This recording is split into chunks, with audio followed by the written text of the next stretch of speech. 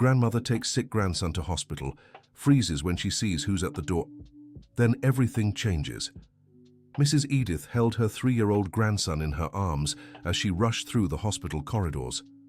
The boy was burning with fever, and she knew every second could mean the difference between life and something far worse. It was when she stopped at the door of the pediatric emergency office that her world collapsed. The doctor on duty turned to assist them, and she instantly recognized those brown eyes she hadn't seen in over 30 years. It was Michael, the son she had abandoned when he was just 10 years old. "Good evening, Mum." "What happened to the child?" Michael asked, not yet recognizing her in the urgency of the moment. Mrs. Edith couldn't move. Her legs trembled, and she felt as if the ground might open beneath her feet. Little Ethan, her grandson, coughed violently in her arms, snapping her back to reality. He's had a high fever since this morning," she managed to stammer, stepping hesitantly into the office. Michael took the child from her arms with the gentleness of someone who had saved hundreds of lives. It was then that his eyes locked directly with Mrs. Edith's. His stethoscope nearly slipped from his hands. "Mum?" he whispered, disbelieving. The word echoed through the office like thunder. Mrs. Edith closed her eyes, took a deep breath, and nodded slowly. 30 years of guilt, regret, and longing crashed over her like a tidal wave. "Michael, my son," she murmured, tears beginning to stream down her wrinkled face. The doctor stood frozen for a few seconds, his gaze shifting between the woman who had left him and the child in his arms. Ethan started crying, pulling him back to the present. "We need to focus on the child now," Michael said, his professional voice masking the storm of emotions inside. "How long has he been like this?" "Since this morning, Doctor." "Since this morning," Mrs. Edith replied, trying to keep her composure. Michael placed Ethan on the exam table and began his assessment. His experienced hands checked the temperature, listened to the lungs, examined the throat. The grandmother watched every movement, noticing how her son had grown into a serious, dedicated man. "What's his full name?" Michael asked as he wrote on the chart. "Ethan Michael Smith," Mrs. Edith answered, almost in a whisper. Michael's hands stopped writing. He slowly looked up. "Michael? He has my name?" It's a coincidence," Mrs. Edith lied, avoiding his gaze. Michael continued the exam, but noticed something that made him pause completely. On Ethan's neck, on the left side, was a small crescent-shaped birthmark, exactly like the one he himself had in the same spot. Dear listener, if you're enjoying the story, please take a moment to like and especially subscribe to the channel. It helps us a lot as we're just starting out. Now, back to the story. "Ma'am, I need to ask some questions about the child's family," Michael said, struggling to keep his voice steady. "Who are his parents?" Mrs. Edith hesitated. She knew this moment would come, but she wasn't ready. "His mother is my daughter, Jennifer. The father is no longer with us," she replied evasively. "And where is Jennifer now? Why didn't she come with the child?" The question struck Mrs. Edith like a knife. She began to cry silently. She's admitted here in room 314. She's been in a coma for 3 weeks," she confessed between sobs. Michael felt his legs go weak. Just then, the nurse chose that moment to enter the office. "Dr. Michael, sorry to interrupt, but we need Ethan's test results urgently. His condition could worsen at any moment," Nurse Emily announced. "Of course, Emily. We'll collect blood for a complete blood count and other tests. I also want a chest x-ray," ordered Michael, trying to focus on his work. As the nurse prepared Ethan for the tests, Michael approached Mrs. Edith. "Mum, we need to talk. But first, I'll make sure Ethan gets the best possible care," he said quietly. "You don't owe me anything, Michael. I'm the one who abandoned you," she began. "Not now, Mum. Let's focus on the boy." The tests were done quickly. Ethan was very brave, only whimpering a little during the blood draw. Mrs. Edith held his tiny hand, softly singing a lullaby she used to sing to Michael when he was little. Michael watched the scene with a heavy heart. That melody brought back memories he'd tried to bury for decades. He remembered the nights when he was the one who was sick, and how she comforted him the same way. An hour later, the results came in. Michael analyzed every number, every indicator, with the precision of someone who couldn't afford to make a mistake. His face turned serious. "The results aren't good," he announced, returning to where Mrs. Edith waited. "Ethan has a severe blood infection. We'll need to admit him immediately." "But he'll be okay, won't he?" asked Mrs. Edith, desperation clear in her voice. "We'll do everything we can," Michael replied, avoiding promises he couldn't keep. As they prepared Ethan for admission, Michael approached his mother again. "You said Jennifer is in room 314. I want to see her," he said. "Michael, maybe it's better if you don't," Mrs. Edith began. "She's my sister, isn't she?" Michael interrupted. "Ethan has my name and my birthmark. Jennifer is my younger sister." Mrs. Edith could no longer lie. She nodded, tears streaming again. "Why did you never look for me? Why did you let me believe I was alone in the world?" Michael asked, his voice heavy with pain. "Because I was afraid," Mrs. Edith confessed. "Afraid of your anger, afraid you wouldn't forgive us. After so long, I thought it was better to leave things as they were." Michael took a deep breath. He had so many questions, so much pent-up anger, but Ethan needed him now. "Let's focus on Ethan first, then we'll talk about all this," he decided. Ethan was admitted to the pediatric room. Mrs. Edith stayed by his bedside, holding her grandson's little hand as he slept under the fever medication. Michael entered the room every 2 hours to check his vitals. With each visit, he observed Mrs. Edith with a mix of curiosity and resentment. She had aged a lot, her hair now completely grey, her face lined with wrinkles that told stories of hardship. On his third visit that night, Michael sat in the chair beside the bed. "Tell me about Jennifer," he asked.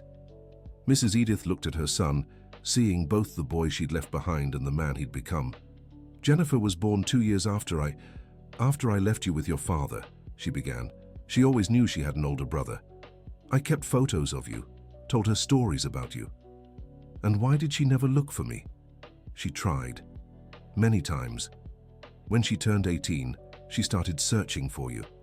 She went to every hospital in the city, checked records, looked for your father."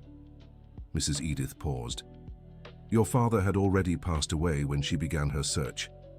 Michael felt a tightness in his chest. He'd never seen his father again after Mrs. Edith left. Robert had raised him alone, working as a mechanic to pay for his son's medical school. "How did he die?" Michael asked. "Cancer. That was about 15 years ago. Jennifer managed to speak with some of his friends before he passed."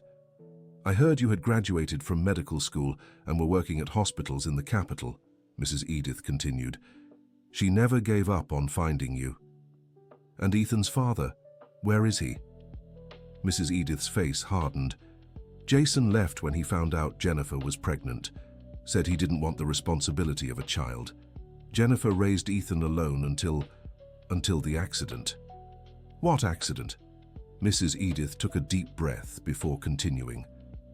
"Jennifer was coming back from yet another attempt to find you. She had discovered you worked here at this hospital, but when she arrived, they told her you were on vacation. She was heading home disappointed when a car hit her on the main avenue. It was 3 weeks ago." Michael felt as if he'd been punched in the gut. His sister had been in an accident while searching for him, and he hadn't even known she existed. "Why did you never tell me I had a sister?" he asked, his voice choked. "Because I was afraid you'd hate me and her for what I did. I thought it was better for you both to live without knowing about each other than to risk causing more pain," Mrs. Edith admitted. At that moment, Ethan woke up and began to cry. Michael immediately stood to examine him. The fever had gone down a little, but the boy was still very weak. "Grandma?" Ethan called in a small voice. "I'm here, sweetheart," Mrs. Edith replied, stroking her grandson's curly hair. Ethan looked at Michael and asked, "Who's the man, Grandma?" Mrs. Edith glanced at Michael, unsure how to answer. Michael stepped closer to the bed and knelt beside Ethan. "Hi, Ethan. I'm Dr. Michael. I'm here to take care of you," he said with a gentle smile. "You have the same name as me," Ethan observed. "That's true. What an interesting coincidence, isn't it?" Michael replied, glancing meaningfully at Mrs. Edith. Ethan smiled for the first time since arriving at the hospital. That smile struck Michael deeply, and he found himself recognizing familiar features in the boy's face. "Ethan, you need to take some medicine now, okay?" Michael said, preparing the medication. "Will it hurt?" the boy asked. "No, it won't. It's just medicine in your vein to help you get strong again," Michael explained patiently. As he administered the medicine, Michael talked to Ethan about simple things to distract him, his favorite toys, cartoons, what he liked to do with his grandmother. "Grandma sings to me when I'm sad," Ethan shared. "What song does she sing?" "The one about the little bird that flies, flies," Ethan tried to sing in his weak voice. Michael knew the song. It was the same one Mrs. Edith used to sing to him when he was little. Without thinking, he began humming along with Ethan. Mrs. Edith was surprised to see her son still remembered the melody. After Ethan fell back asleep, Michael and Mrs. Edith sat in silence for a few minutes. Finally, Michael broke it. "I need to see Jennifer," he said. "Michael, she's very weak. The doctors don't know if she'll wake up," Mrs. Edith warned. "Even so, I need to see her." Mrs. Edith nodded. She called Nurse Emily to watch over Ethan and accompanied Michael to room 314. Jennifer lay in bed, connected to machines. Her brown hair was just like Michael's, and even unconscious, the resemblance between the siblings was clear. Michael approached the bed, gazing at the sister he had never known. "She's beautiful," he murmured. "She has your temperament too. Stubborn, determined. Once she sets her mind to something, nothing can stop her," Mrs. Edith said. "That's why she never stopped looking for you." Michael gently touched Jennifer's hand. It was cold, but he could feel a faint pulse. "Tell me about her." "Everything," he asked. Mrs. Edith sat in the chair beside the bed and began to speak. She talked about how Jennifer was a curious child, always asking questions about her older brother. She shared how she excelled in school, how she always wanted to be a teacher to help other children. She spoke about the day Ethan was born and how Jennifer devoted herself completely to her son. "She worked at a neighborhood school. The children adore her. Ethan spent his afternoons there with her while I worked," Mrs. Edith continued. "Where do you work?" Michael asked, realizing he knew nothing about his mother's current life. "I'm a cleaner at a janitorial company. I work nights at some offices downtown," she answered without shame. "It's not much, but it's enough to support the family." Michael felt a tightness in his chest at the thought of his elderly mother working as a cleaner through the night. "Mom, you don't have to." "I do, Michael. It's my responsibility to take care of Ethan now that Jennifer can't. And I won't accept your help out of pity," Mrs. Edith interrupted firmly. "Dear listener, if you're enjoying the story, take a moment to like and especially subscribe to the channel. It helps us a lot as we're just starting out. Now, back to the story. They returned to Ethan's room where he slept peacefully. Michael checked his vitals again and grew concerned about some of the results. "The infection levels are still high," he murmured, reviewing the tests. "Is it serious?" Mrs. Edith asked, trying not to show her desperation. "We'll need stronger antibiotics, and we might have to run more tests to pinpoint the exact source of the infection," Michael explained. That night, Michael couldn't bring himself to go home.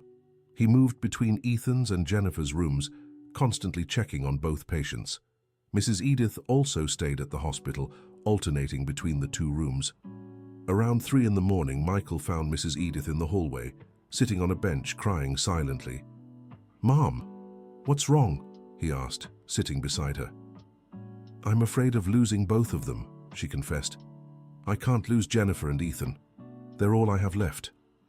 Michael looked at the woman who had raised him in his early years. Despite all the anger he felt, he still recognized the maternal love in her eyes. "Ethan will be okay.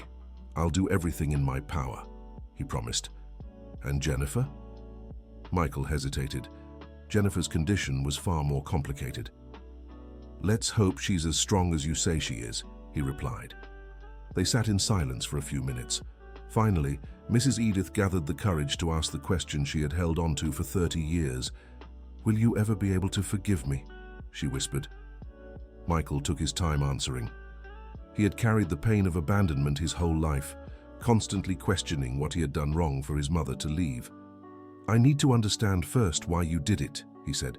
"Why did you leave me with my father and walk away?" Mrs. Edith took a deep breath. She knew this conversation was inevitable. "I was young, Michael. I was only 20 when you were born. Your father and we got married because I was pregnant, not because we loved each other. For 10 years we tried to make it work, but it was hard," she began. "That doesn't justify abandoning your child," Michael said, the hurt clear in his voice. I know it doesn't. But back then, I met another man, someone who made me feel alive again. When I found out I was pregnant with Jennifer, I panicked," Mrs. Edith continued. "You cheated on my father," Michael stated. "Yes, and when I told him, he was furious. He said if I wanted to go after the other man, I could, but I wasn't taking you. That you were his son and would stay with him." Mrs. Edith began to cry. "I was a coward, Michael. Instead of fighting for you, I gave in. I thought it would be better for you to stay with your father." "And it was," Michael said sharply. "He raised me alone, worked hard to give me an education, never spoke badly about you in front of me." "Your father was a good man, better than I deserved," admitted Mrs. Edith. "After Jennifer was born, her father abandoned us too. I found out he was married and never intended to take responsibility for the family." Michael was surprised by this revelation. "So, the two of you were left alone?" "I was alone with a baby. No money, no support from anyone. Many times I thought about coming back to ask for forgiveness from you and your father, but I was ashamed. Too much stupid pride," she confessed. "And why didn't you ever reach out after I grew up?" "Because the longer time passed, the harder it got. How do you explain 30 years of absence? How do you ask forgiveness for something unforgivable?" Mrs. Edith wiped her tears. "So I chose to love you from afar. Jennifer always knew about you, always wanted to meet you. She's the one who convinced me to let her look for you when she became an adult." Michael processed all this information. Part of him was still deeply hurt, but another part was beginning to understand the circumstances that led to the abandonment. "Does Ethan need a father?" Michael suddenly asked. "What do you mean?" "You said his father left. Does Ethan need a father figure?" Mrs. Edith looked at her son in surprise. "Ethan is a very affectionate child. He asks about his father sometimes, but Jennifer and I always told him his daddy had to travel far away," she replied. "Lies. Always lies in this family," Michael murmured. At that moment, a nurse came running. "Dr. Michael, Ethan is asking for you," she said. The two rushed to the pediatric room. Ethan was awake, but crying.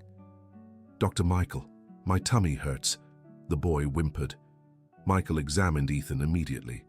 He pressed on the child's abdomen and noticed it was slightly swollen. "I need an ultrasound now," he ordered the nurse. "At this hour?" the nurse questioned. "Now," Michael repeated firmly. The test was done quickly. The results showed Ethan had developed a complication from the infection. A minor surgery would be needed to drain the fluid buildup in his abdomen. "Surgery? But he's so small," said Mrs. Edith, desperate. "It's a simple procedure, Mom. I'll do it myself," Michael assured. "You?" "I'm a pediatric surgeon. Ethan couldn't be in better hands," he said confidently.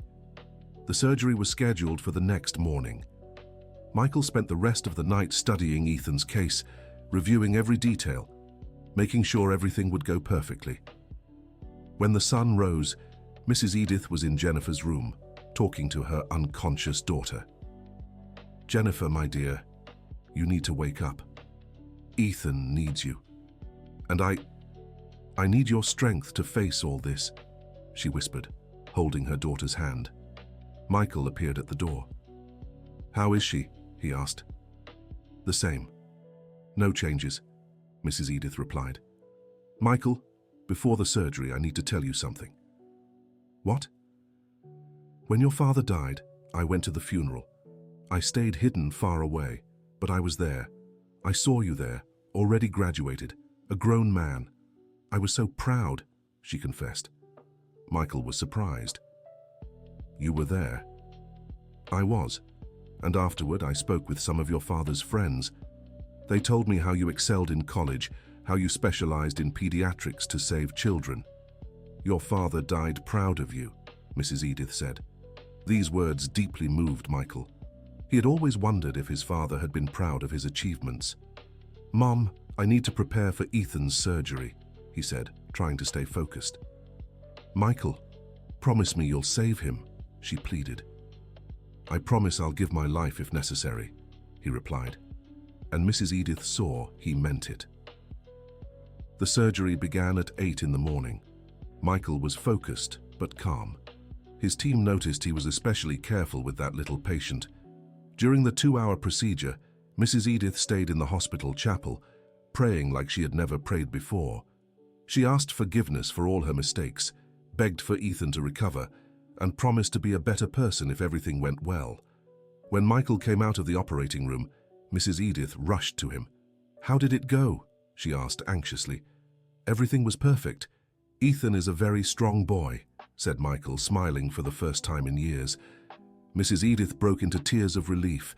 Without thinking, she hugged Michael, who tensed for a moment, but then returned the embrace. Thank you, my son.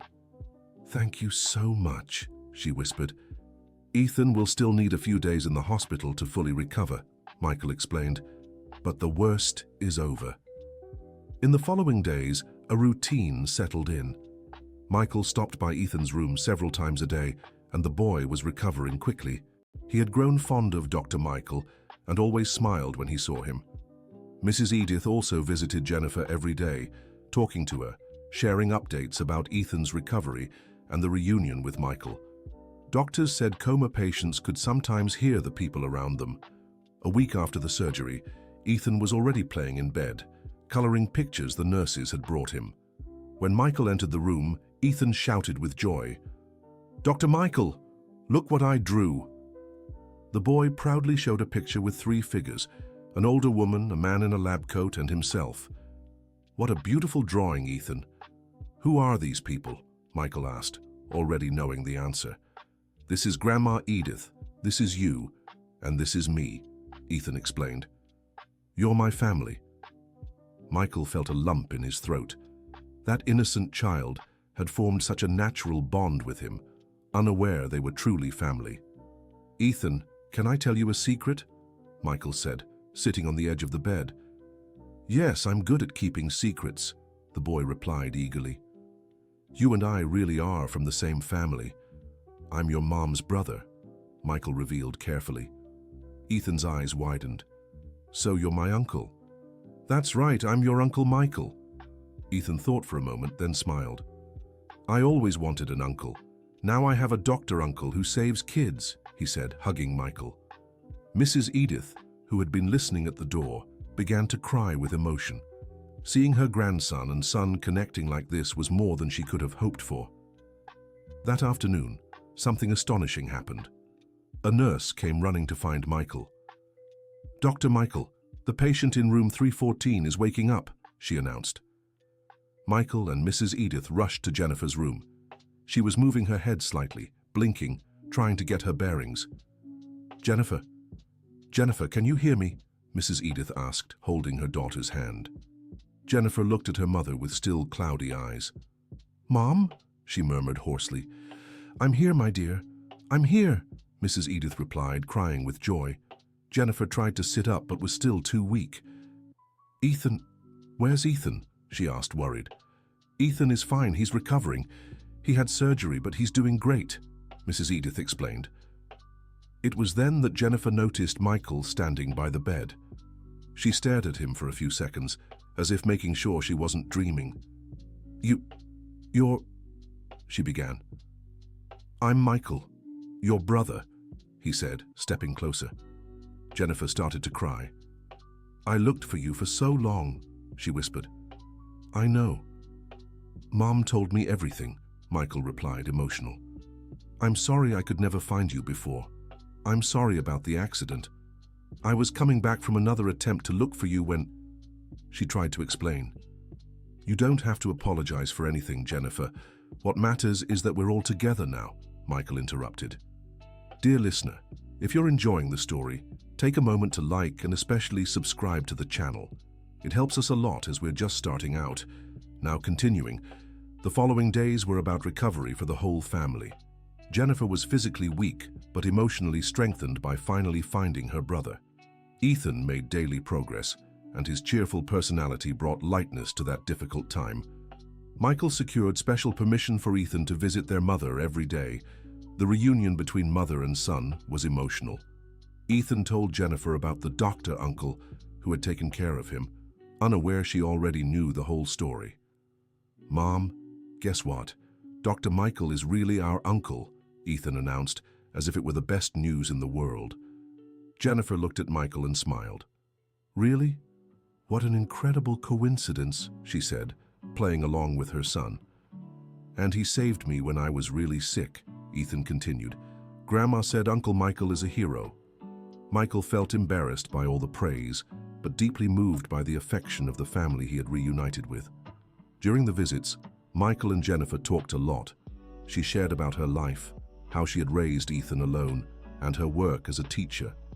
Michael spoke about his medical career, how he specialized in pediatrics, thinking of children who had no one to care for them.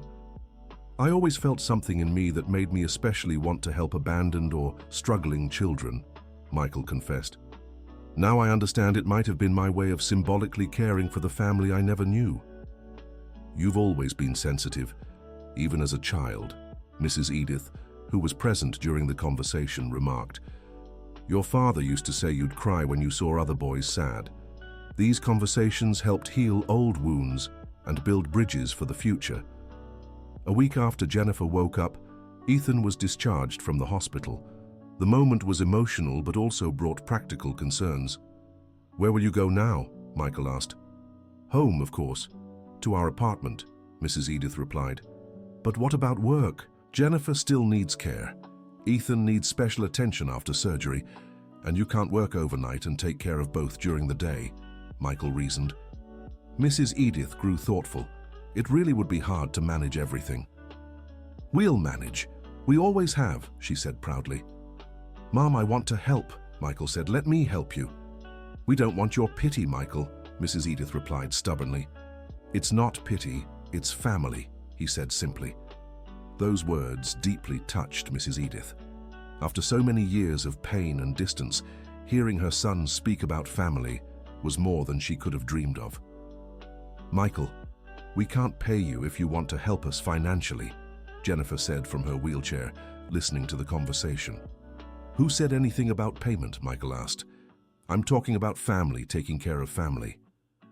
After much discussion, they reached an agreement. Michael would rent a bigger house for them all to live in together, at least during Jennifer's recovery and Ethan's adjustment period. Mrs. Edith would keep working, but with more flexible hours. Jennifer would focus on fully recovering.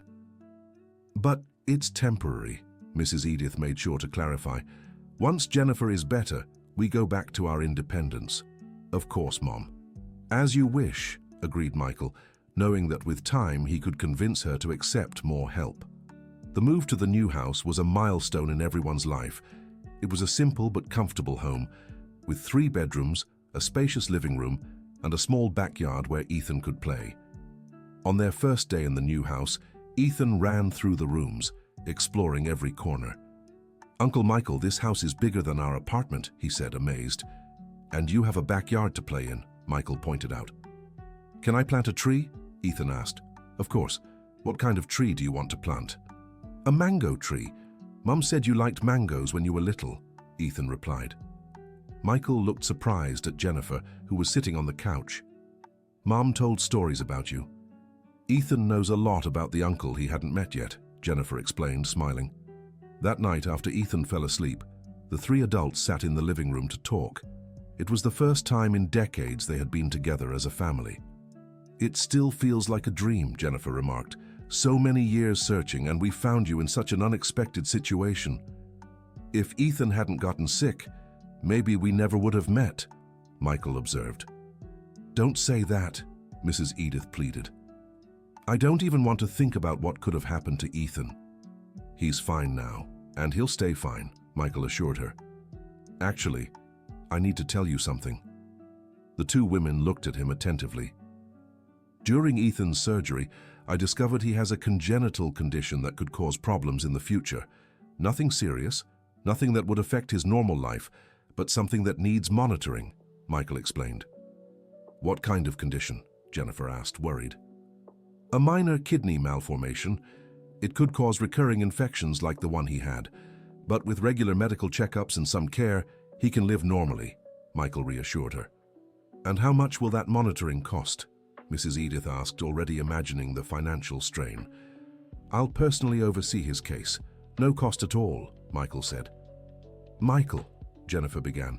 He's my nephew. He's my responsibility too, he interrupted.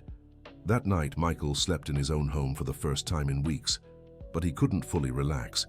He was worried about everyone adjusting to the new situation.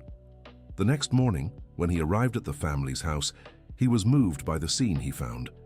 Ethan was in the backyard with Mrs. Edith planting flower seedlings. Jennifer was on the porch, watching the scene and smiling.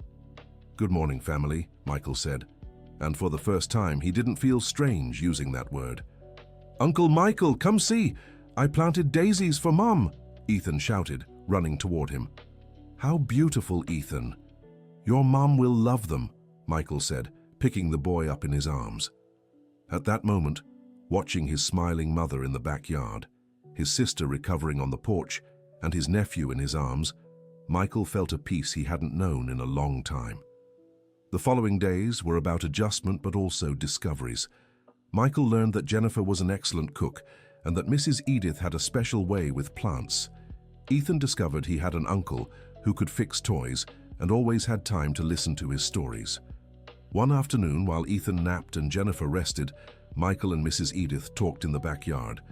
Michael, I need to ask you something, she said. Anything, Mom. Don't call me Mom out of obligation. If you still feel anger, that's okay. You don't have to pretend, Mrs. Edith said.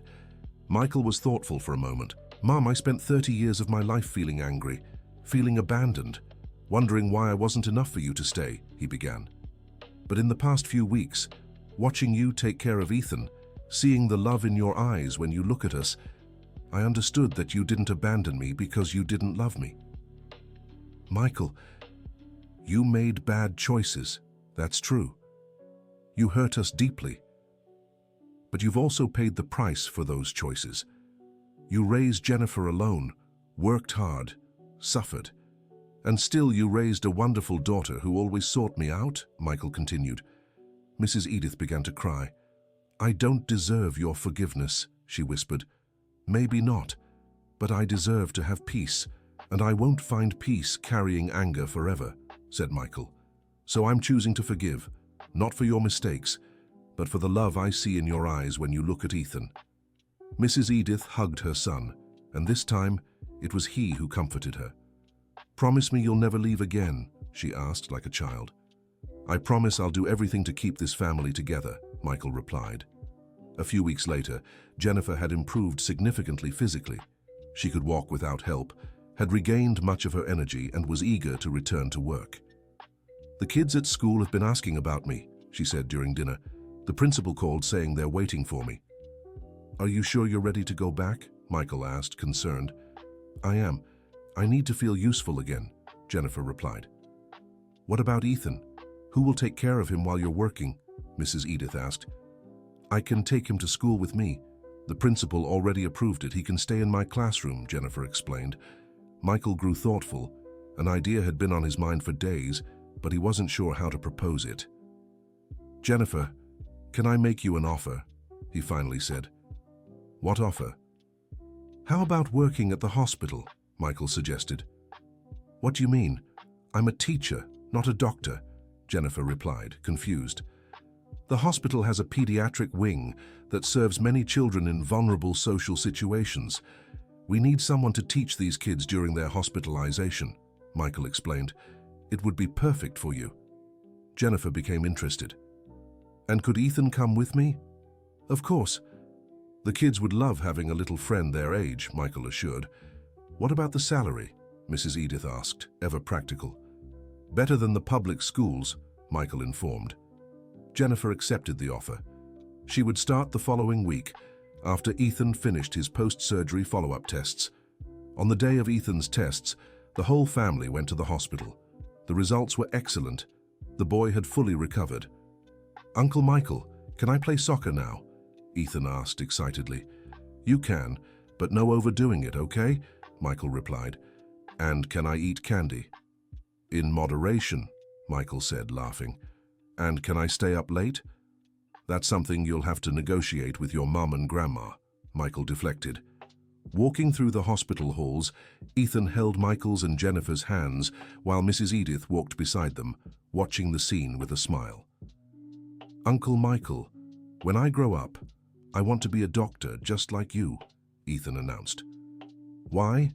Michael asked, curious. "To save kids like you saved me," Ethan replied, with the simplicity and sincerity of a child. Michael felt his eyes fill with tears. That boy, who had arrived at the hospital as a sick stranger, was now the light of his life. That night at home, after Ethan fell asleep, Michael made a proposal to the family. "I've been thinking a lot about our situation," he began. "I know you want to keep your independence, but I'd like to suggest something more permanent." "What do you have in mind?" Jennifer asked. "How about I buy a bigger house for all of us?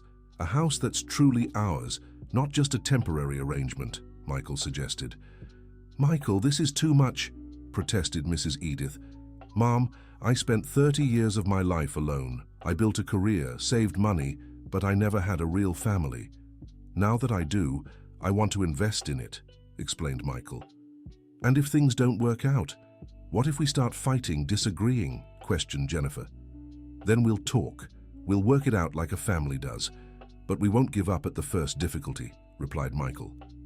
After much debate, they reached an agreement. Michael would buy a bigger house, but everyone would contribute to the monthly expenses according to their means. It would be a true family partnership. The search for the perfect house took a few months. They wanted something with space for everyone, a backyard for Ethan to play in, and a good location between Mercy General Hospital and the school where Jennifer worked. Finally, they found the perfect house. A 2-story home with 4 bedrooms, a spacious living room, a large kitchen, and a big backyard with a fully grown mango tree. "Look, Uncle Michael, the house already has a mango tree," Ethan shouted when they first visited. "It feels like the house was waiting for us," Michael remarked, glancing at Mrs. Edith. Moving day was emotional. Each person arranged their room to reflect their personality. Michael chose the smallest bedroom, insisting Jennifer and Ethan take the larger ones. Mrs. Edith took the room overlooking the backyard so she could tend to her plants.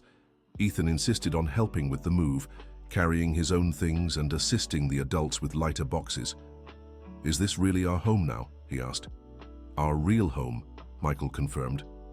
That first night, they celebrated with a special dinner. Jennifer cooked Michael's favorite dish, which she'd learned from Mrs. Edith. Mrs. Edith made a dessert Michael loved as a child, and Michael brought gifts for everyone. A gardening set for Mrs. Edith, children's books for Jennifer's work, and a soccer ball for Ethan. During dinner, Ethan asked a question that caught everyone off guard. "Uncle Michael, are you going to get married and have kids?" Michael nearly choked on his food. "Why do you ask, Ethan?" "Because if you get married, will your wife live here too? And if you have babies, I'll have cousins to play with," Ethan explained with childlike logic. Michael looked at Jennifer and Mrs. Edith, who were smiling in amusement. "Well, Ethan, if I ever get married, we'll talk about it. But for now, I'm very happy with the family I have." "Me too," said Ethan. "I like our family." The following months were filled with adjustments and growth. Jennifer excelled at the hospital, developing innovative methods to teach hospitalized children. Ethan became a sort of mascot for the pediatric wing, always cheering up the other kids with his lively personality. Mrs. Edith, encouraged by Michael, reduced her workload and devoted more time to her lifelong hobby, gardening. The backyard transformed into a small vegetable garden and flower bed, providing fresh greens for the family and flowers to brighten the home. Michael, in turn, discovered the joy of coming home to a family waiting for him. Ethan always ran to hug him. Jennifer shared stories from her day at the hospital, and Mrs. Edith always had fresh coffee and something delicious to eat. 6 months after the move, something unexpected happened. Michael was at the hospital when he received a call from a lawyer. "Dr. Michael, are you the son of Robert Smith?" the lawyer asked. "Yes, I am." "Why?" Michael replied, puzzled. "I need to speak with you about an inheritance. Your father left some assets that are being released now after we resolved some bureaucratic issues," explained the lawyer. Michael was surprised. He didn't know his father had left any inheritance. The next day, he went to the lawyer's office and discovered that Robert had left a small rental house, along with a sum of money that had been invested for years. "Your father left specific instructions," the lawyer informed him. "If you ever found your mother and sister, the inheritance should be divided among the three of you." Michael was moved. Even after death, his father was still taking care of the family. When he got home and shared the news, Mrs. Edith began to cry. "Robert was always a good man. Even after passing, he's still looking out for us," she said. "What should we do with this inheritance?" Jennifer asked. "We'll do what Dad would have wanted. Use it to take care of the family," Michael decided. With part of the inheritance, Michael managed to fully pay off the house they lived in. With another portion, he set up an education fund for Ethan. The rest was used to renovate the home, making it even more comfortable for everyone. A year after the family reunion, Ethan was playing in the backyard when he asked Michael a question. "Uncle Michael, are you my dad now?" Michael stopped reading and looked at the boy. "Why do you ask that, Ethan?" "Because you take care of me like a dad would, and I love you like you were my dad," Ethan answered sincerely. Michael felt his heart tighten with emotion. "Ethan, I'm your uncle, and I love you very much. But your mom is the one who decides these things," Michael said. "I already talked to Mom. She said if you wanted, she'd let you be my second dad," Ethan shared. Michael glanced at the porch and saw Jennifer watching the conversation with a smile. "And what do you think about that?" Michael asked Ethan. "I think it would be amazing to have a doctor dad who saves kids," Ethan replied, hugging Michael. That night, after Ethan fell asleep, Michael talked to Jennifer about their conversation in the yard. "Jennifer, are you sure about this?" he asked. "Michael, Ethan needs a father figure, and you already are that for him. Making it official would just recognize what's already there," Jennifer explained. "What if someday I meet someone to marry?" Michael questioned. "Then Ethan will have a stepmother too. An even bigger family," Jennifer answered, smiling. Michael decided to consult a lawyer about the steps to legally share responsibility for Ethan with Jennifer. 2 weeks later, on a Saturday afternoon, Ethan was playing in the yard when he saw Michael arrive with some papers in his hand. "What are those papers, Uncle Michael?" Ethan asked. "They're papers that say you're my son now, too, in addition to being your mom's," Michael explained. Ethan looked confused for a moment, then smiled. "Does that mean I have two dads now?" "No, Ethan. Now you have a wonderful mother and an uncle who loves you like a father," Michael corrected. "Can I call you Dad sometimes?" Ethan asked. "You can call me whatever you want as long as it's with love," Michael replied. That evening, Ethan insisted that Michael put him to bed. During their routine of brushing teeth and putting on pajamas, Ethan kept talking. "Dad, Michael, can you tell me a story?" "What story do you want to hear?" "The story of how you found our family," Ethan requested. Michael sat on Ethan's bed and began. "Once upon a time, there was a doctor who worked at a hospital and thought he had no family. One day, a grandma came running with her sick grandson in her arms. The doctor took care of the boy and discovered they were his long-lost family." "And they lived happily ever after?" asked Ethan, drowsy. "They're living happily ever after," replied Michael, kissing the boy's forehead. 2 years had passed since the family's reunion. Ethan was now 5 years old and in school. He was a cheerful, smart, and sociable child. He always told his classmates about his uncle dad, who was a doctor. Jennifer had become the supervisor of the educational program for hospitalized children and was developing a project to expand the program to other hospitals in the city. Mrs. Edith, now with more free time, had become a volunteer at a community daycare, helping care for other children who needed special attention. Michael had been promoted to head of pediatrics at the hospital and was fulfilling a long-held dream, creating a special wing for underprivileged children who needed complex surgeries. One Sunday afternoon, the family gathered in the backyard for a barbecue to celebrate Ethan's 5th birthday. Some of Jennifer and Michael's co-workers, as well as neighbors who had become friends, were there. Ethan ran around the yard with the other kids, laughing and playing. Mrs. Edith set the table with the help of a few neighbors. Jennifer chatted with Ethan's teachers. Michael tended to the grill, watching the scene with a smile on his face. "Uncle Michael, come play with us," Ethan shouted, running toward him. "Just a minute, Ethan. Let me finish getting the food ready," Michael replied. "Oh, I'll take care of that," said one of the neighbors, taking over the grill. "Go play with the kids." Michael joined the children in a game of tag. Seeing this serious, respected man from the hospital running and laughing with the kids charmed everyone present. "Ethan is lucky to have an uncle like that," one of the teachers remarked to Jennifer. "We're all lucky to have found each other," Jennifer answered, watching Michael play with her son. During the party, one of Michael's colleagues brought up an interesting idea. "Michael, have you ever thought about writing a book about your experience?" the colleague suggested. "What kind of book?" Michael asked. "About family reunions, about second chances." "Your story is inspiring," the colleague explained. Michael had never considered it, but the idea intrigued him. "I don't know if I could write well enough," he said. "You could start with a blog sharing your experience. I know a lot of people would relate to your story," the colleague insisted.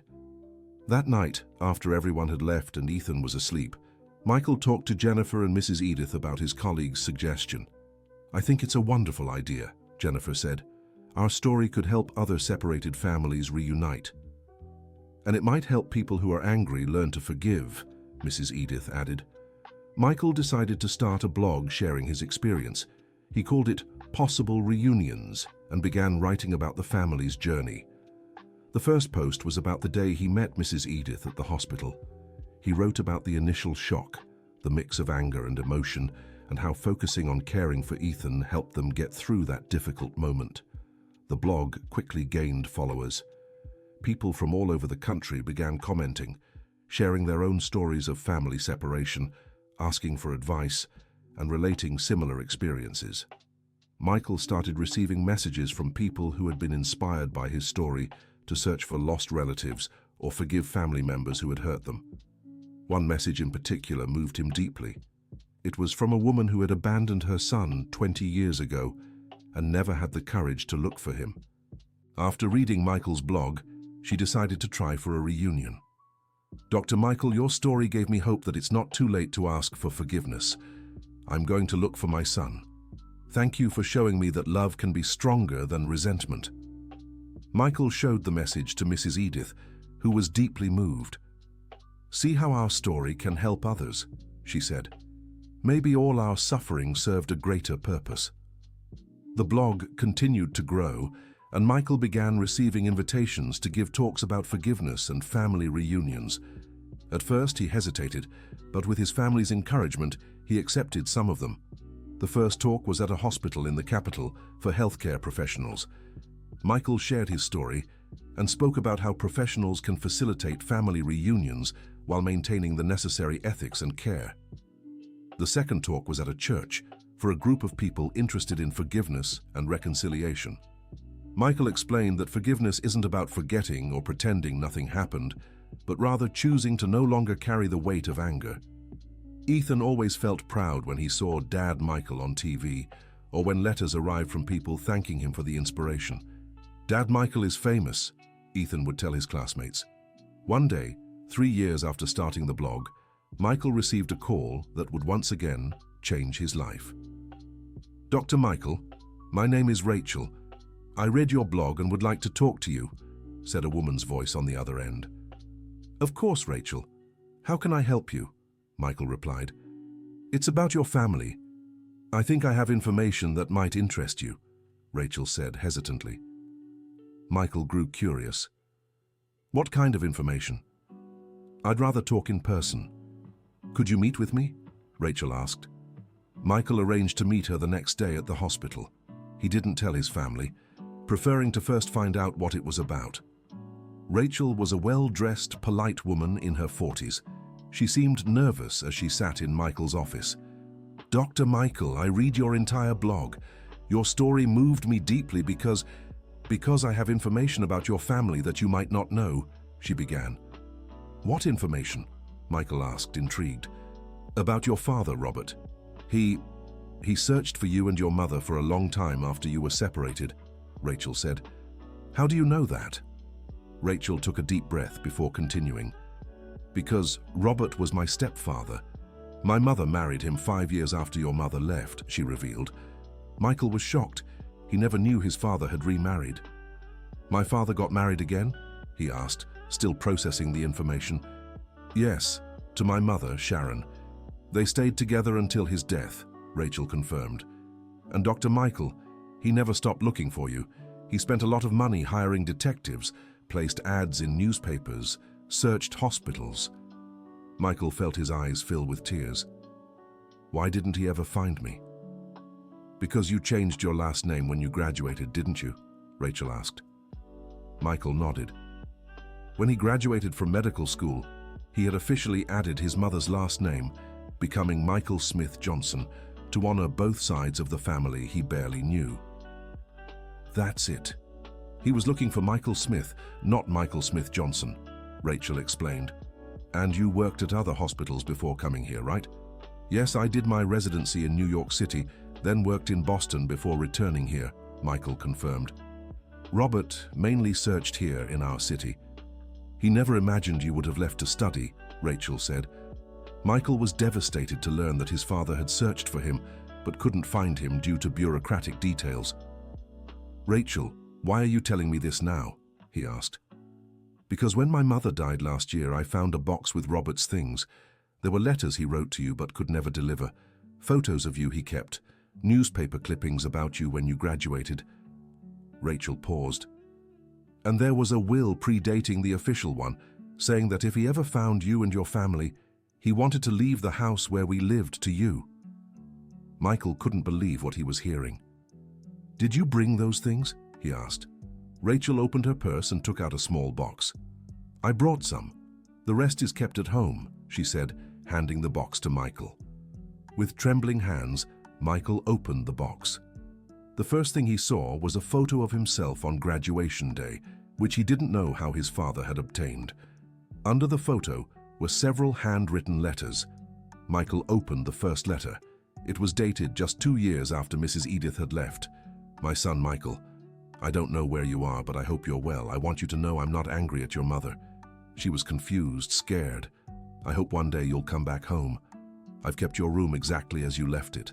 With love, Dad. Michael couldn't keep reading. He began to cry uncontrollably. I'm sorry, Dr. Michael. I know this must be very hard, Rachel said, embarrassed. No, Rachel. Thank you for bringing this to me. Thank you for showing me that my dad, that he never gave up on me, Michael said through tears. Can I tell you one more thing? Rachel asked. Michael nodded. Robert talked about you every day. He told my mother how smart you were, how you always wanted to be a doctor to help people. He died proud of you, even without having found you. Those words brought immense comfort to Michael. Knowing his father had died proud of him despite the distance, healed a wound he didn't even know was still open. Rachel, you mentioned there's a house, Michael began. Yes, the house where I lived with my mother and Robert. He left clear instructions that if you were ever found, the house should be yours. It's a big house with a huge backyard, in a very quiet part of town, Rachel explained. Michael grew thoughtful. And you? Where do you live now? I'm married and live with my husband in another city. I have no interest in the house. I just wanted it to go to whom Robert wished it to belong, Rachel replied. That night, Michael came home still emotional from everything he had discovered. He told Jennifer and Mrs. Edith everything, showing them the letters and photos Rachel had brought. Mrs. Edith cried heavily while reading the letters. Robert was always a good man. Even though I hurt him so much, he held no grudge, she said, and he never stopped loving you. Mum, he left a house for us, a house he wanted for our reunited family, Michael shared. What do you want to do? Jennifer asked. Michael thought for a moment. I want to see the house, and I want you both to see it too. If it's right for our family, maybe it's time we moved there. It would be a way to honor Dad's memory, Michael decided. The following weekend, Rachel met them at Robert's house. It truly was a big house. 4 bedrooms, a spacious living room, a large kitchen, and a huge backyard with several fruit trees. Ethan was delighted with the yard. "Look at all these trees, there's mango, lemon, guava," he shouted, running between them. "This house is perfect for a family with children," Rachel remarked. Robert always said he dreamed of seeing grandchildren playing in this yard. Mrs. Edith explored the house with the eyes of someone revisiting memories. Some things had changed, but she still recognized many corners where she had lived with Robert. "This was our room," she told Michael, pointing to the master bedroom. "And that one over there was your childhood room." Michael stepped into what had been his bedroom. Rachel had said that Robert kept the room untouched for years. Now it was being used as an office, but still had some marks on the wall where he'd stuck drawings as a child. "Dad, Michael, will this be my room?" asked Ethan, entering the space. "If you all want it, Ethan." "If the whole family agrees," replied Michael. By the end of the visit, everyone agreed the move would be good. The house had more space, the backyard was much better for Ethan, and symbolically, it represented the complete union of the family. Moving into Robert's house was filled with emotion. Michael set up a small altar with photos of his father in the living room, thanking him for the care he'd shown even from a distance. Mrs. Edith rediscovered some belongings that had been hers decades ago, which Robert had kept. She also found more letters from him, some addressed to her, asking forgiveness for anything he might have done to push her away. "Edith, if you ever read this letter, I want you to know I forgive you for everything. We raised a wonderful son together, and that's more important than our differences. I hope you're happy wherever you are." Reading those words brought Mrs. Edith a final peace. Knowing Robert had completely forgiven her closed a cycle of guilt she'd carried for decades. Ethan loved his new room and spent days exploring every corner of the backyard. He discovered a small swing hanging from a tree, likely the same one Michael had used as a child. "Is this swing old?"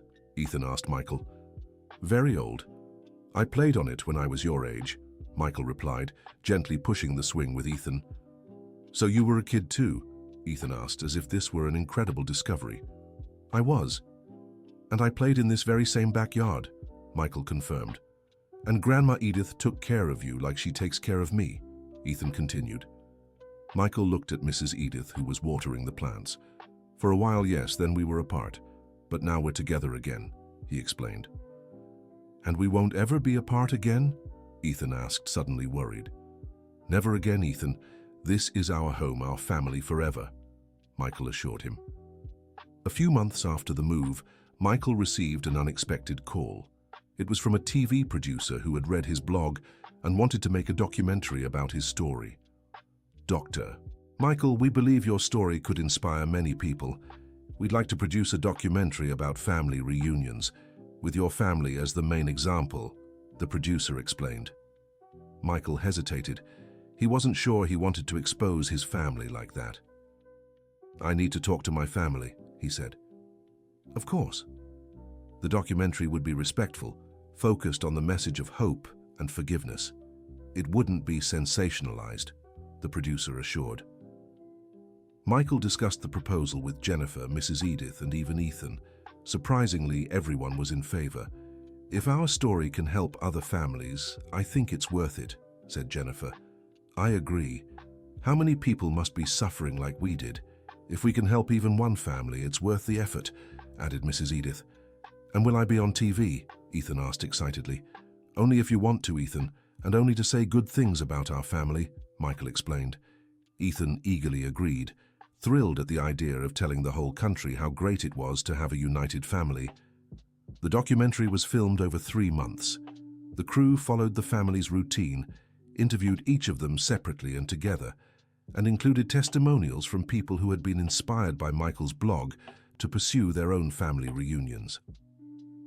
One of the most moving parts of the documentary was when Ethan, at just 5 years old, explained in simple words what family meant to him. Family is when people love and take care of each other. When someone gets sick, everyone worries. When someone is happy, everyone is happy together. And even when someone does something wrong, the family forgives because love is stronger. Ethan's words went viral on social media and became one of the most memorable quotes from the documentary. The documentary aired on a Sunday night and had a surprisingly large audience. The next day, Michael received hundreds of messages from people who had watched and been inspired by the story. One of the most touching messages was from a mother who had lost contact with her son 15 years earlier after a difficult divorce. "Dr. Michael, after watching your documentary, I found the courage to call my son. We talked for 3 hours. He forgave me, and we're meeting next weekend. Thank you for showing me it's never too late to rebuild a family." Another message came from a man who had fought with his brother over inheritance issues. "Your story made me realize that family is more important than money. I called my brother today. We're going to talk and work out our differences.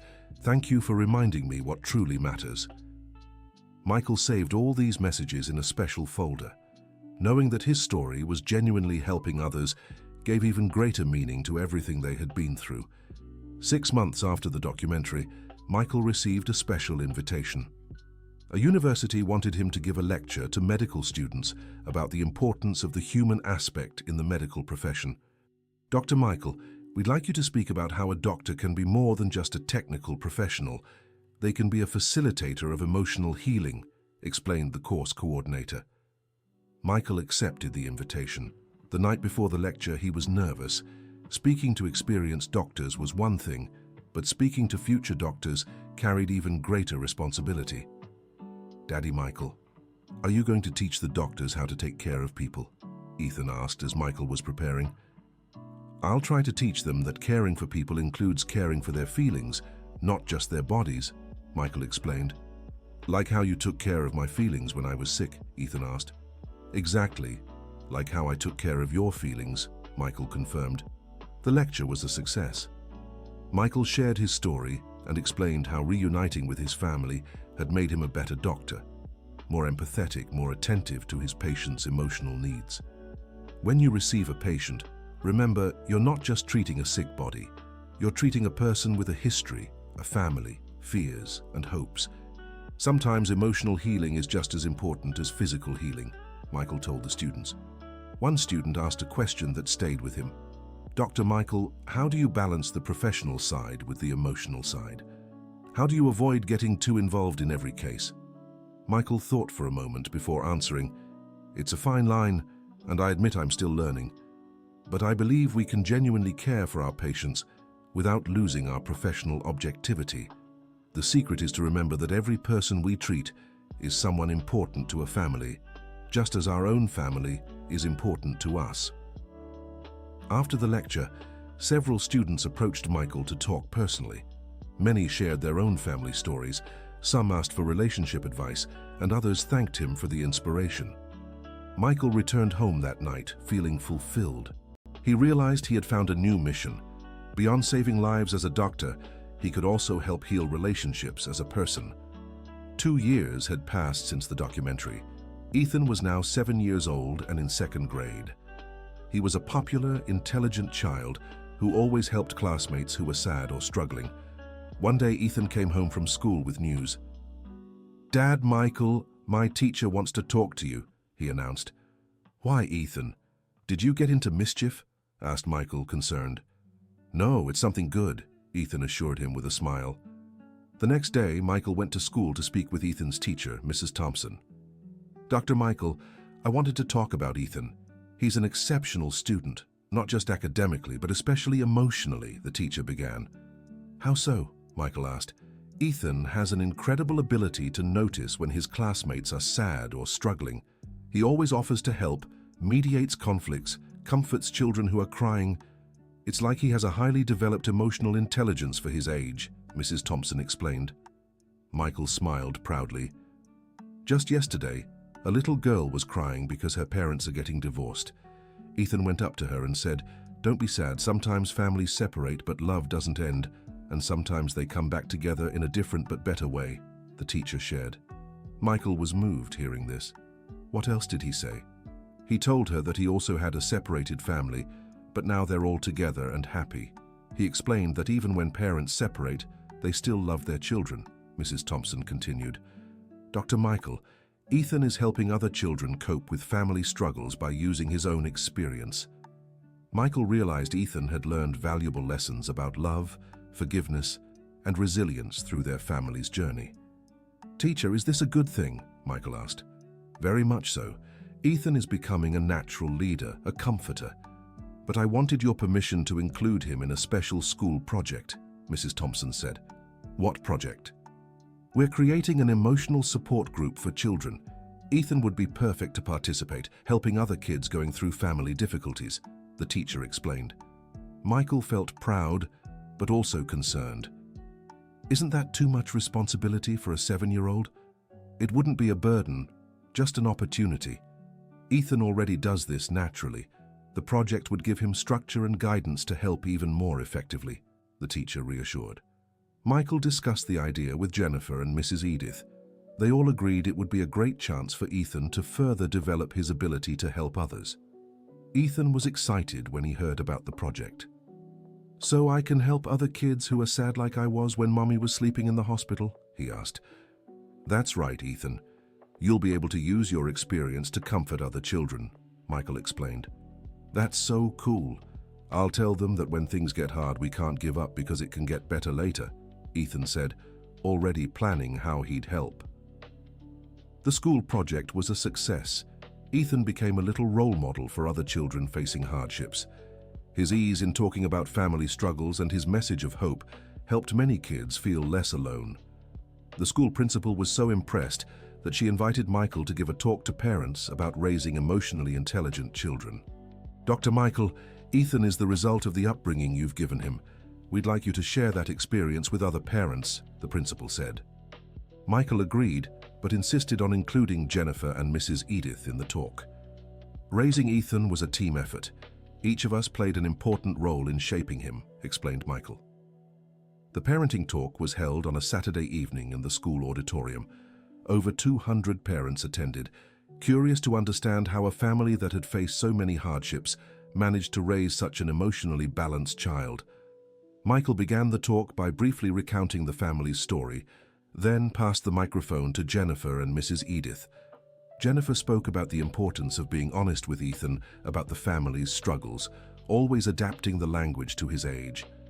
"We never lied to Ethan about our situation. When I was in the hospital, we explained that Mommy was sick and needed special care.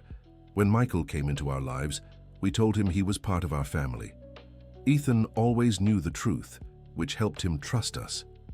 Mrs. Edith spoke about the role of grandparents in children's emotional stability. "Even when things were tough, I made sure to be a constant, calming presence for Ethan. Children need at least one person they know will always be there no matter what. For Ethan, that person was me." Michael concluded by talking about how adversity can become strength. Ethan learned that problems exist, but there's always hope for a solution. He saw our family come together, saw love overcome resentment, saw people forgive one another. That gave him emotional tools many children don't have. At the end of the talk, one mother asked a question that moved everyone. "How did you manage to hold on to hope during the hardest moments? How did you teach that to Ethan?" Michael, Jennifer, and Mrs. Edith exchanged glances before answering. "I think it was because we never lost faith that things could get better," replied Mrs. Edith. "Even when I felt guilty, even when Jennifer was in a coma, even when Michael was angry, we always believed that one day we could be a family." And Ethan saw that. He saw that even in the toughest times, we never gave up on each other, Jennifer added. "Children learn more from what they see than what they hear," Michael finished. Ethan saw forgiveness, determination, and love, so he learned those things are possible. Dear listener, if you're enjoying the story, please take a moment to like and subscribe to the channel. It helps us a lot as we're just starting out. Now, continuing. 3 years after the school talk, when Ethan was 10, something unexpected happened. Michael received a call from a hospital in New York City. "Dr. Michael, my name is Dr. Wilson. I'm the director of Children's Hope Medical Center. I'd like to invite you to lead a national project," the doctor said. "What kind of project?" Michael asked, intrigued. "A program to humanize pediatric hospitals. We want to implement protocols nationwide that include emotional care for families, not just patients," Dr. Wilson explained. Michael was surprised by the offer. "Why did you think of me for this?" "Because your story has become a national reference for family reunification and emotional care. Plus, your work at your current hospital is exemplary. We want you to bring that experience to a national scale, the director said. The offer was tempting, but it would mean moving to New York City and leaving behind the life they'd built. I need to talk to my family, Michael said.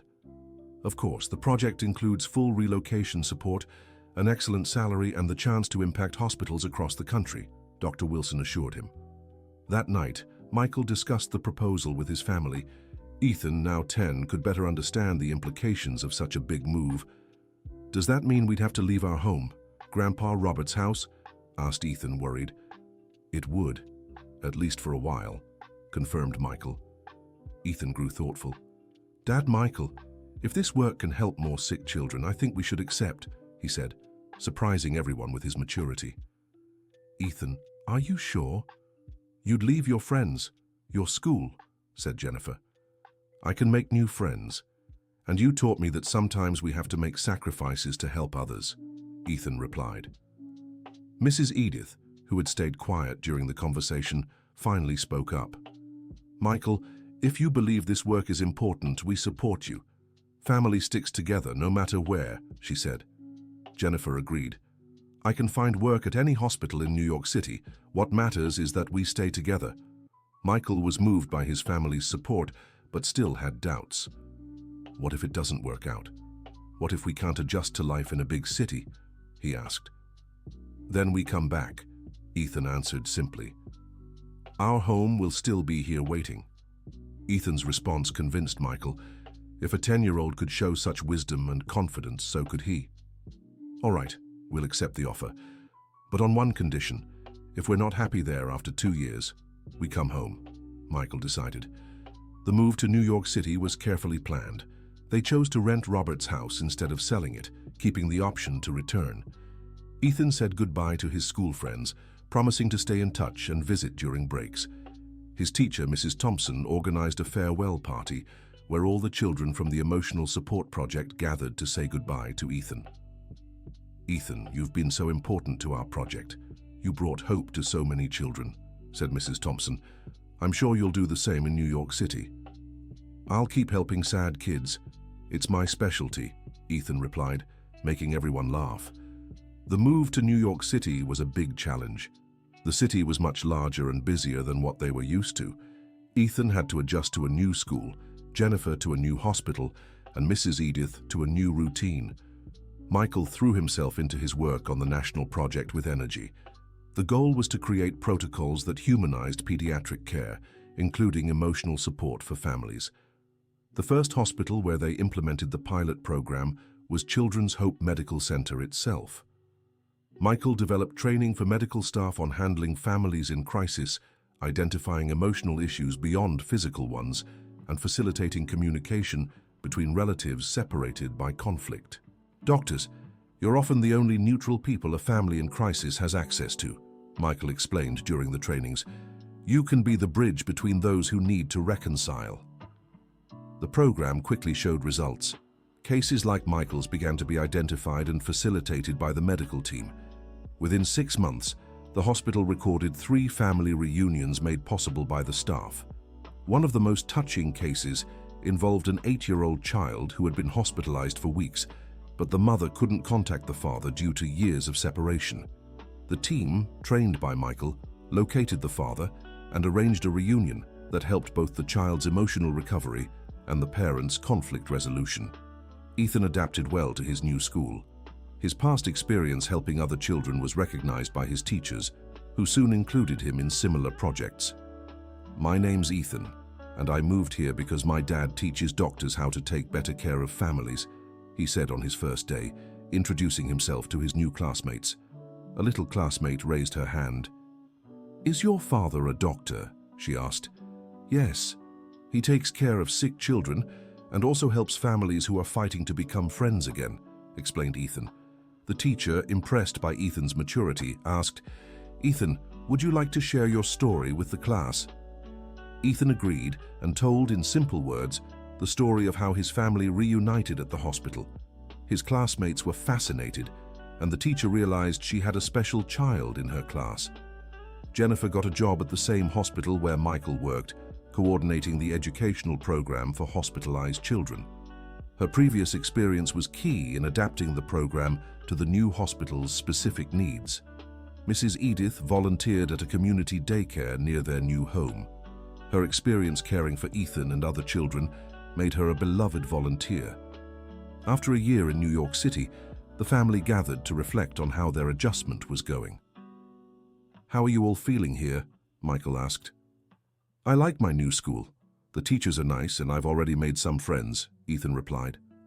"Working at the hospital has been very rewarding. I'm learning a lot from the team," said Jennifer, "and I enjoy helping at the daycare. The children remind me of Ethan when he was little," added Mrs. Edith. "Do you miss home?" Michael asked.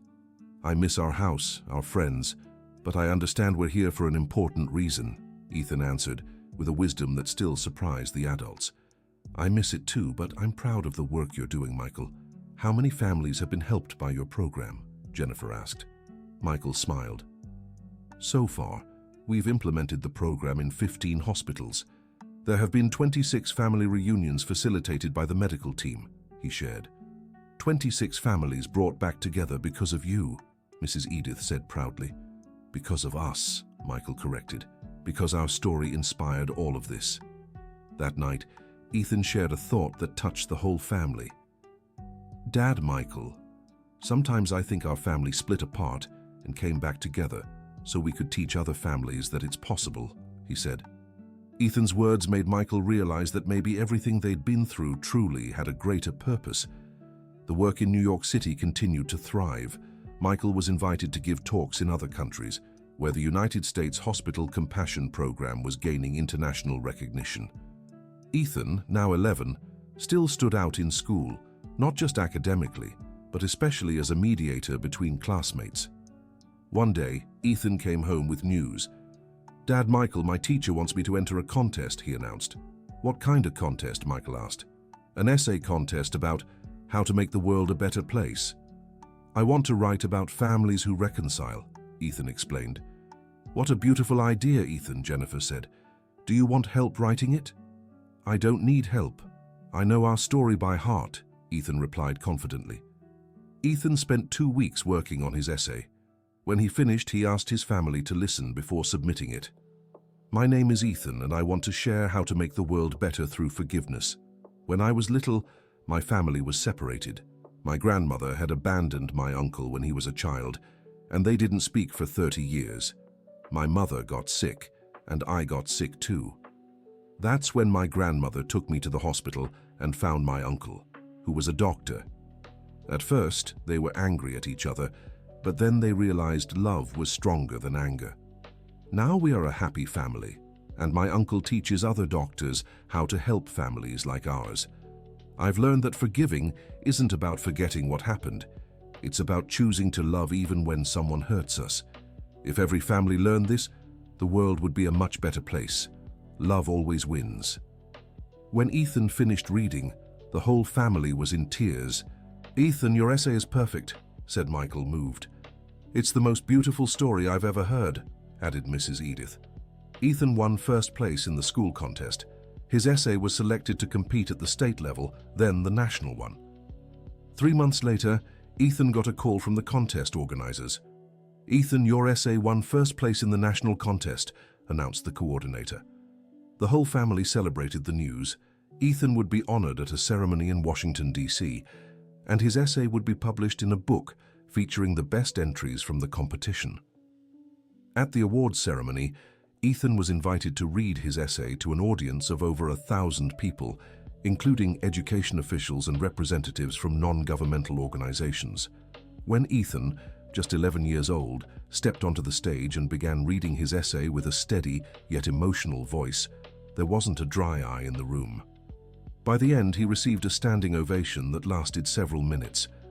After the ceremony, many people approached the family to talk. One of them was a representative from an organization that works on family reunions. "Ethan, your story inspired us. We'd like to invite you to be our youth ambassador," the representative proposed. Ethan looked at Michael, seeking guidance. "What would that involve?" asked Michael.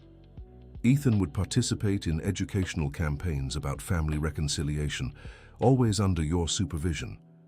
It would help amplify his message, the representative explained. After discussing it as a family, they decided to accept the offer. Ethan became the youngest youth ambassador for the organization, taking part in campaigns at schools and hospitals. 2 years after moving to New York City, Michael received an offer to expand the program internationally. Health organizations from other countries wanted to implement the US model of hospital care with a human touch. Michael, you could lead a project to bring this program to hospitals across Latin America, proposed Dr. Wilson. It was an incredible opportunity, but it would mean even more time away from home. Michael talked to his family about the new proposal. This would mean more travel, more time apart from you all, he explained. Dad, you've already done so much good here in the United States. Imagine how many families in other countries could be helped, said Ethan. Ethan is right, agreed Jennifer. Your work has already gone beyond our borders. It's time to think globally.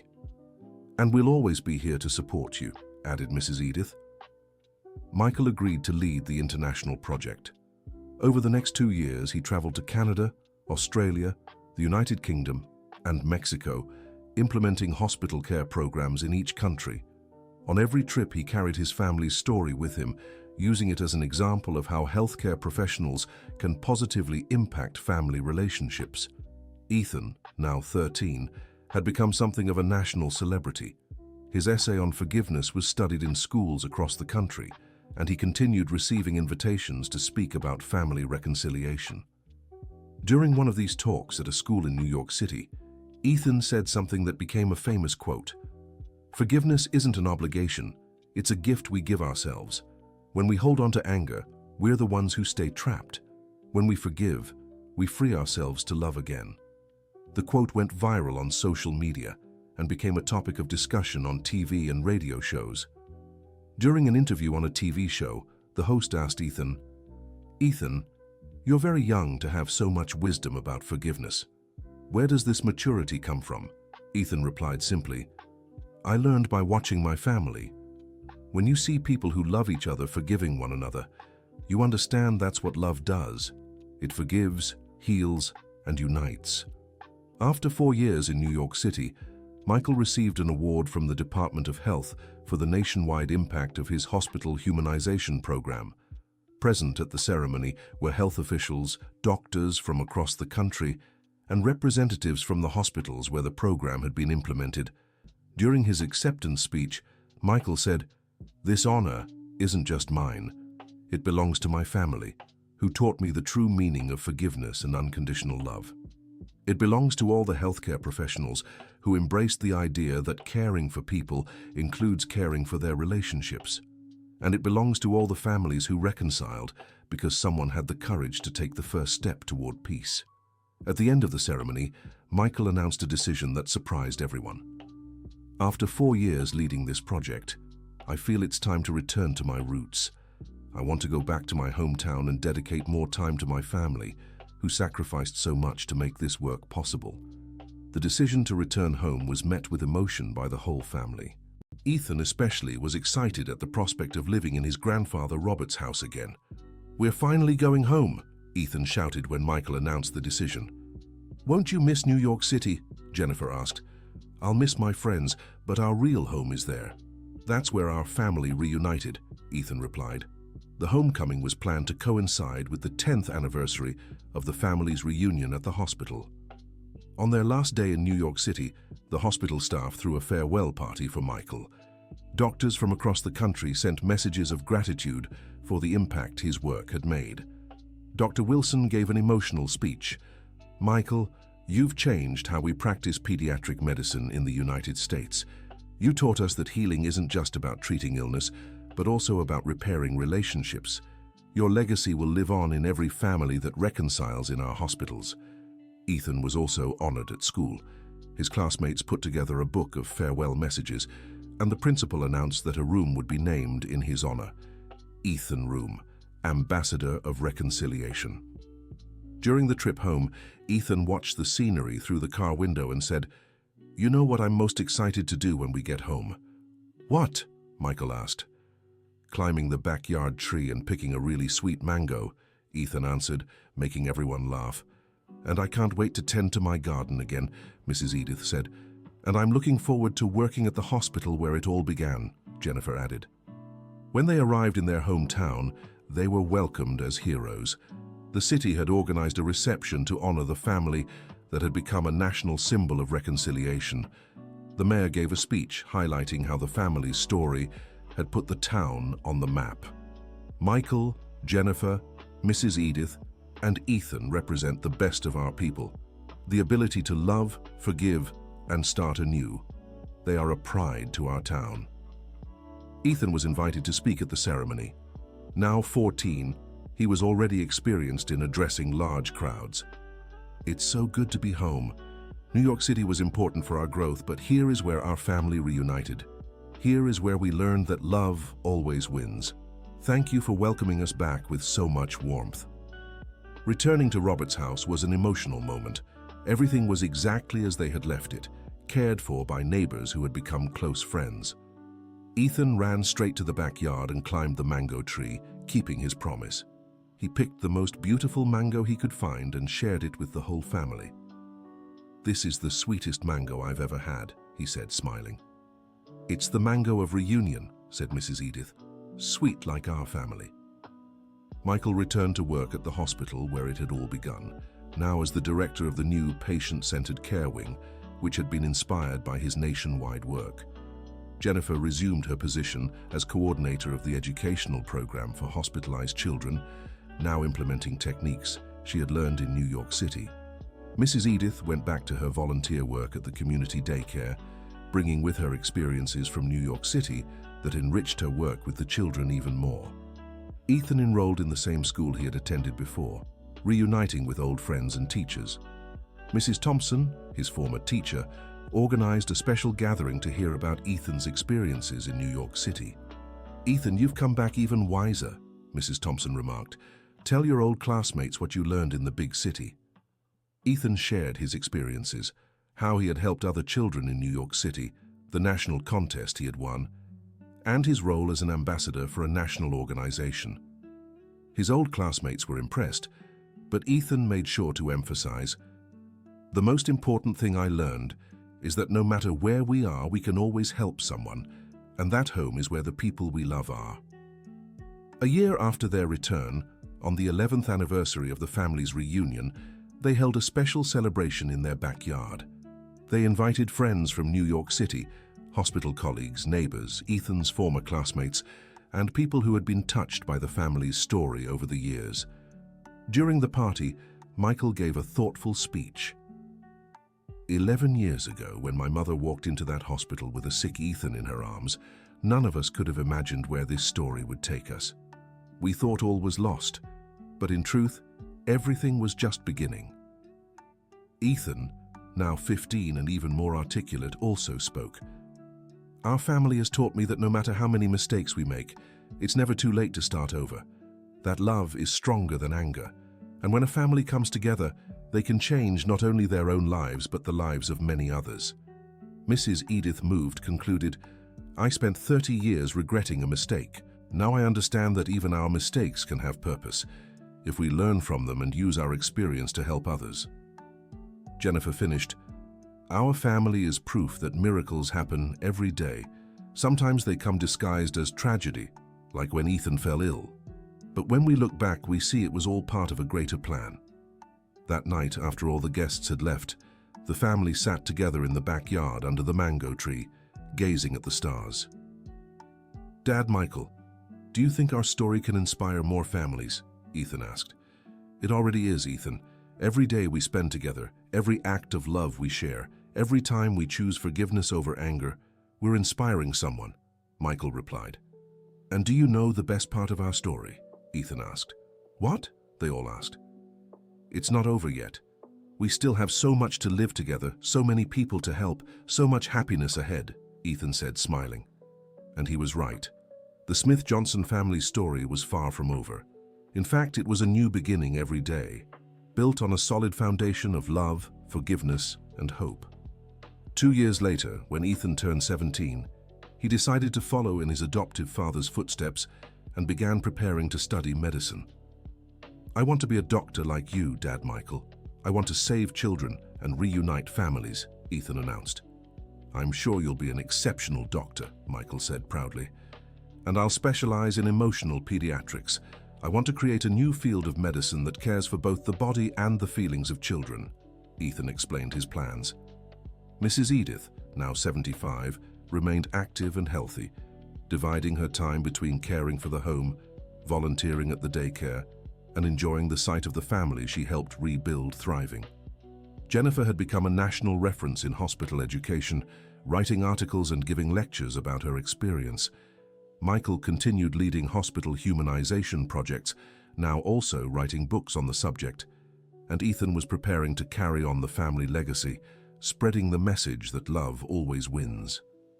The end of the story. So, dear listener, what did you think of this story of reunion and forgiveness? Our family teaches us that it's never too late to rebuild bonds and that true love overcomes any difficulty.